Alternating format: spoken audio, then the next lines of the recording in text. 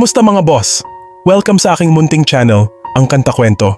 Ito nga ang part 2 ng pagkakaaberya ng Sweet Notes Music sa concert nila sa Tandag, Surigao del Sur. Hindi nga sila binigyan dito ng konsiderasyon makalipad patungo sa Tandag at umabot pa nga sa umiyak sila dito at wala pa ring binigay na konsiderasyon ang Cebu Pacific sa kanila. Tara at pakinggan natin ang mag-asawang BJ at Charlotte sa kanilang saloobin sa Facebook Live noong araw na yon. Yung isang hand carry niya at isang personal, which is yung laptop bag niya. Ngayon, ang sinasabi nga nila, hindi daw pwede yung laptop bag niya kasi malaki daw. Eh palagi kami nagpa-flight, dala-dala namin yun at yun lang din ang dala ni BJ. 'Di ba? Parang sinadya talaga eh. Tapos umiyak pa nga ako dito, ayaw pa rin magbigay ng konsiderasyon. Sorry ah. Lagot na yung tao nga wala konsiderasyon ko eh.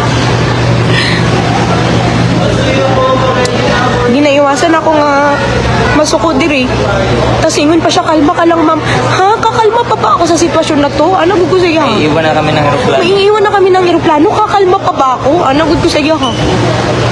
Lagot na to sa iya. Lagi siya consideration ba? Tapos ingon siya, no show daw ang pasahero. Nandito nga ako, nandito yung manager ko. Si BJ lang yung naiwan dun sa gate. Ba't sinasabi mong no show kami? Kasi pag no show manggod, automatic offload. Pero kung nag-show ang tao diri sa boarding gate, dili nila na pwede i-offload. Tapos makaingon pa siya, on time daw ang Cebu Pacific. Oh, hello! Wala gay may reklamo nga, delay mo permi sa inyong flight.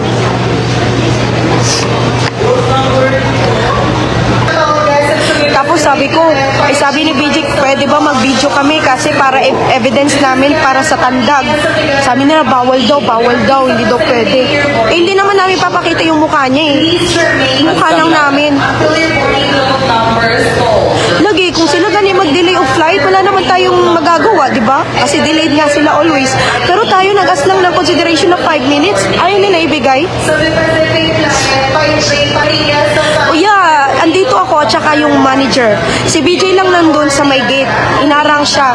Kaya, bakit sinasabi nilang no show ang pasahero? Eh, group ticket kami.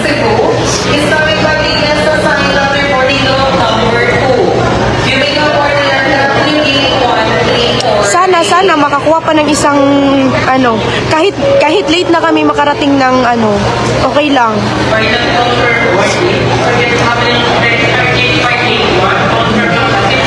Ang gusto nila mangyari, ipapa-check-in yung isang bag. Paano ipapa-check-in? I-close na nga yung check-in ng Butuan kasi nga maglilipat na yung aeroplano. Nagbo-board na yung pasahero. Paano nila i-check-in yun? Pupunta pa ako ulit dun sa check-in counter, i-check-in ko ulit yun. Diba? It takes time. Diba? Asan mga utok dun?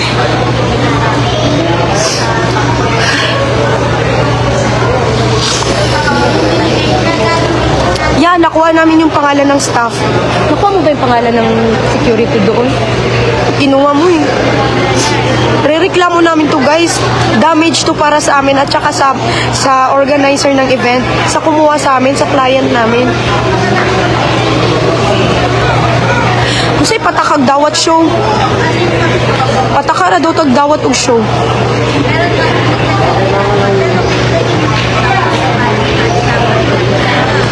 Hello po sa nag-ingon ng pataka og dawat show.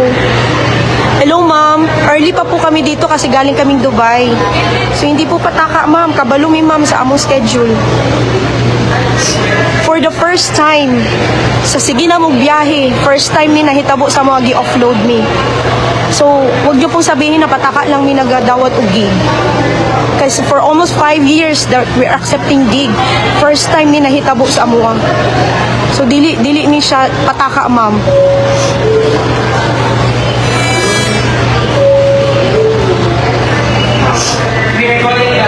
And don't worry kasi nagahimo mig paraan nga maka-show gid me later. Pwede na niya man tawagan yung aircraft na ma-delay ng konti. Kaya nga. Na-try na nga namin na andun na kami sa aircraft, isang oras nandyan nag-aantay, hindi pa kami nakalipad. Nakasakay na lahat ng pasahero. Tapos ngayon, konting konsiderasyon lang from passengers nila. Ayaw nilang bigay kahit 10 minutes na lang. Hindi sana ako iiyak. umiyak kung meron pang maraming flight. Kaso hindi ko sure kasi parang feeling ko yun lang yung flight na paputuan. Kaya talagang umiyak ako sa kanya. Ayaw niya talaga, guys. 5 minutes lang hiningi ko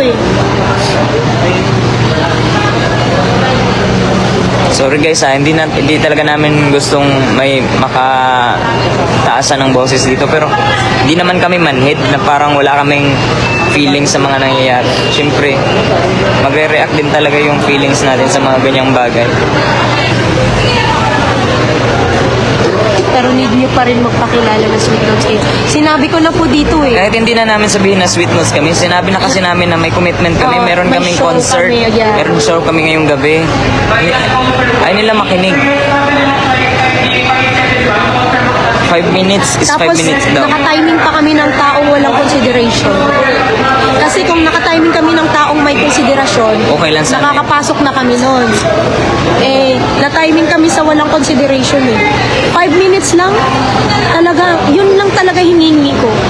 Kasi nagtawag ako sa kanya, sabi niya papunta na. O di ba 5 minutes lang, hindi nga aabot ng 5 minutes yun Grabe, pag sila ang may kasalanan, ayos lang. Pasahero ang mag-a-adjust. Ako sa ayaw ka lang Palok siya na ako si Unsay, Wala talaga.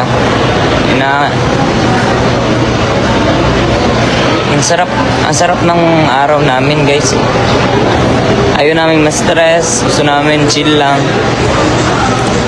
Tapos may lalapit sa'yo na aberiyahin yung oras mo kasi nga raw hindi tama yung actually alam namin na dalawa yung dapat dalhin ng pasahero, isang hand carry tsaka isang personal. Dalawa lang din naman talaga yung dala ko, kaso nga lang nalalakayan sila sa personal bag ko kasi shoulder bag daw. Guys, kilala niyo naman ako, di ba? Hindi ako ganong tao. Kaya ko naman siyang bigyan kahit magkano yung gusto niya. Pero ayaw ko nung ganon kasi ano pa ang isipin nila sa atin, di ba? Arrogante. Yung sa akin lang sana, magbigay sila ng kahit konting konsiderasyon. Tapos kung ako mag-i-initiate ng na bibigyan ko siya, hindi parang ako pa yung arrogante tingnan kasi Yes po, pinapairal ko yung nagpaparibook na kami pera. ng ticket. So, malilate nga lang kami ng konting dating, pero sana makakuha kami. Shout out sa nagbantay ng dito ng gate. Kasi maintindihan ko pa kung tatlo yung dala ni BJ na bag Dalawa lang yung dinala niyang bag, isang personal at saka isang hand carry. Kaya talaga may laban kami dito kahit ipa-file namin to ng legal. May laban talaga kami dito